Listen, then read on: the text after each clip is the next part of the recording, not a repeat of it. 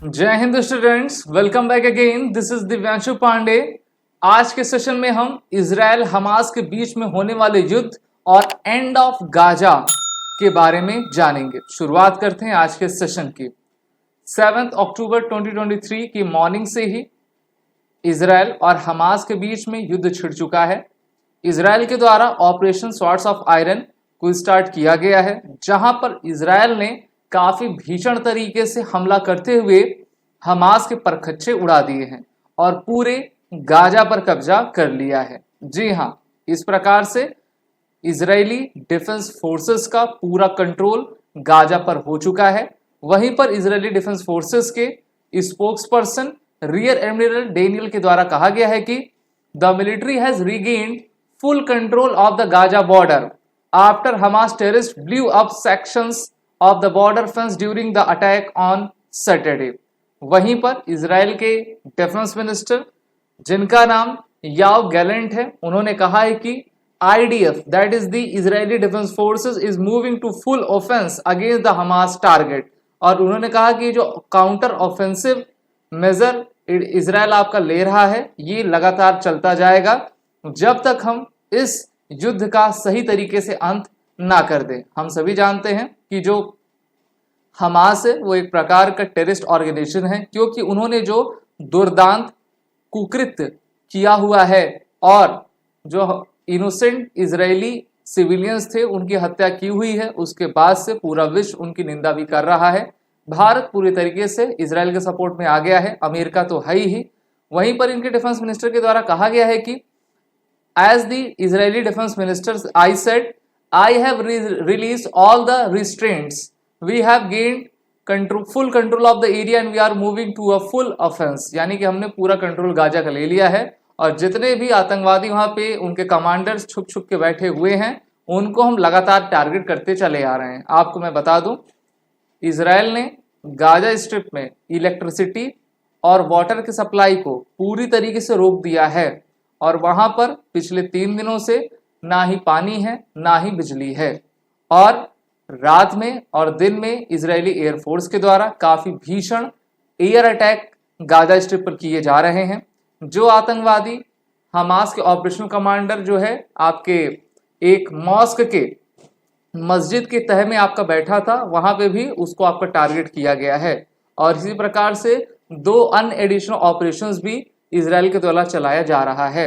Israel के prime minister Benjamin Netanyahu ने कल ही प्रधानमंत्री नरेंद्र मोदी से बात की, जहां पर प्रधानमंत्री नरेंद्र मोदी ने कहा कि पूरा भारत इजराइल के साथ है, क्योंकि भारत भी आतंकवाद से पीड़ित रहा है और भारत इस दुख की घड़ी में सभी लोगों के साथ है। और जो परिवार सांत्वना आपके दुख से गुजर रहे हैं उनको हम अपने तरफ से पूरी सांत्वना और उन लोगों को श्रद्धांजलि समर्पित करते हैं।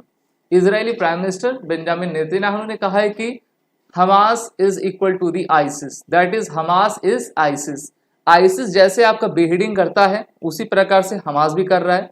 अभी एक रिपोर्ट सामने आई है कि हमास के आतंकवादियों के द्वारा एक ट्रेंच में लगभग 40 से ज्यादा बच्चों को, जो कि नवजात हैं, 2 साल 3 साल के हैं, उनकी बेहेडिंग की गई है, उनका गला काट दिया गया है और उसके बाद उनको जला दिया गया है। तो ऐसा कुकृत्य आपका ICC करता था। और एंशिएंट समय में जो आपके ऑटोमन एम्पायर के समय ये सब चीजें होती थी, उसको फिर से आपको दोहराया जा रहा है। 1000 से ज्यादा इजरायली मारे गए हैं, 2800 से ज्यादा आपके घायल हुए हैं और इस प्रकार से कैजुअलिटी आपकी बढ़ने लगी है।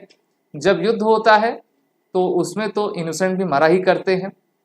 बहुत सारे लोग हैं जिनका कहना है कि सीज फायर होना चाहिए। सीज फायर तभी सही लगता है जब हम दोनों तरफ से एक सही पॉइंट पर आए, लेकिन यहाँ पर टेररिज्म एक्टिविटी से हम बिल्कुल भी आपका सीज फायर नहीं करेंगे। इजरायली के द्वारा ये कहा गया है। अमेरिका अब इस आपके उसमें है कि वो सेकंड कैरियर स्ट्राइक ग्रुप का डिप्लॉयमेंट ईस्टर्न मेरिडियन की तरफ कर दे। तो देखिए, जल्द ही अगर अमेरिका ये अप्रूवल देगा तो उनका दूसरा एयरक्राफ्ट कैरियर भी वहां पे आ जाएगा। अमेरिका के F-35, F-36, F-36 जितने भी F वर्जन के एयरक्राफ्ट हैं सभी ईस्ट मेडिटेरियन सी में और इजराइल के सदर्न पार्ट पे आपका डिप्लॉयड कर दिए गए हैं। अमेरिका का F-2 बॉम्बर भी आ चुका है, B-2 बॉम्बर आ चुका है।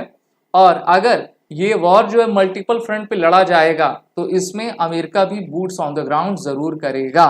तो इसलिए अमेरिका की एंट्री है, अमेरिका उनको हथियार रसद प्रोवाइड कर रहा है इसराइल को, जिससे कि वो लगातार मजबूत होते रहें। यहाँ पर आप देख पा रहे हो ये मेडिटेरियन आपका है, ये गाजा है, और गाजा के सदर्न पॉइंट से ज़्यादा ये लंबा नहीं है, सिर्फ 40 किलोमीटर का लेंथ है, 16 किलोमीटर का आपका वो है इलाका है, और यहीं से इनके आतंकवादियों के द्वारा आपका हमला किया गया था।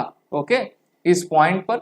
और अब इसराइल ने जो है अपना पूरा फुल कंट्रोल ले लिया है और गाजा को भी अपने उसमें कर लिया है। वहीं पर इसराइल की सीमा आप देखो, इस तरफ से इजिप्ट की तरफ से, फिर यहाँ पे आप जॉर्डन देख पा रहे हो ना, फिर आपका ये लेबनान ऊपर आ जाता है। तो ये चारों तरफ से, वहीं पे आपका एक छोटा सा फिलिस्तीन है। तो कहा यह जा रहा है कि ईरान के द्वारा हमास के आतंकवादियों को ट्रेनिंग दी गई थी, उसके बाद से इन्होंने जो है इसराइल में आकर ये आतंकवाद मचाया था। तो गाजा का अंत तो निश्चित होना ही है और इन्होंने फुल कंट्रोल ले ही लिया है। अब आगे देखेंगे कि किस प्रकार से जो एक वॉर सिनेरियो है कैसे आगे बढ़ेगा। आप सभी defence aspirant SSB crack exam की इंटरव्यू और डिफेंस करंट अफेयर के सभी कोर्सेज में एनरोल होकर अपनी तैयारी पूरी करिए। वॉर 10 कोड का यूज कर लें, जिससे कि आपको 10% का फ्लैट डिस्काउंट मिलता जाए। जय हिंद। अगर आप एक डिफेंस एस्पिरेंट हैं और SSB interview, NDA, CDS, AFCAT जैसे एग्जाम्स के लिए प्रिपेयर कर रहे हैं, तो आप एसएसबी क्रैक एग्जाम्स के कोर्स को चेक करना ना भूलें। आप हमारी लर्निंग एप्लीकेशन को गूगल प्ले स्टोर से भी डाउनलोड कर सकते हैं।